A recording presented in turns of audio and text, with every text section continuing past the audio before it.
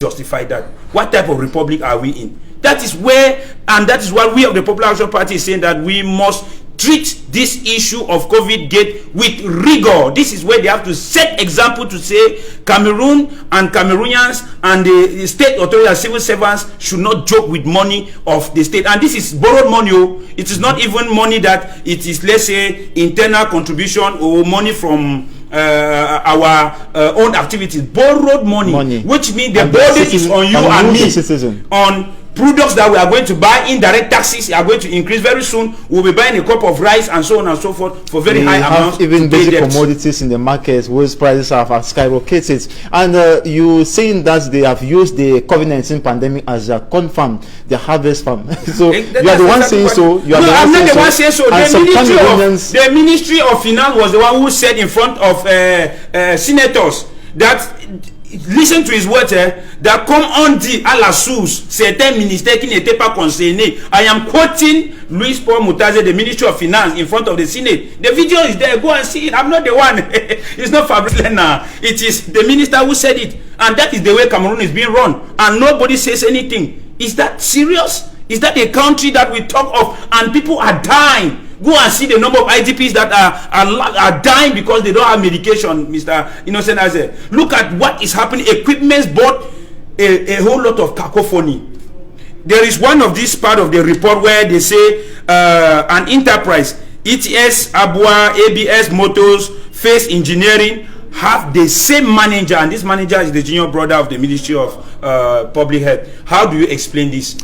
Before we wrap up, before we end, what if the Popular Action Party was given an upper hand to handle these COVID-19 funds? What would you guys do? No, the solution is to set good example, to tell people that you don't measure up with state amount, respect the laws, the ground norm of the country, which is the constitution, text regulating the attitude and behavior of civil servants, and apply the sanctions accordingly to everyone guilty of committing such crime as stealing from the public funds. And lastly, the last words concerning the International Monetary Fund willing to grant another loan to the government of Cameroon to fight the COVID-19 pandemic. Yeah, if the International Monetary Fund is willing to fight, it's blind. No, it's not that they are blind. They know what they are doing. You know, when a government is collapsing, international financial institutions and partners keep doing what they are doing. It means there is a hidden agenda, and that agenda will be uncovered in front of everyone.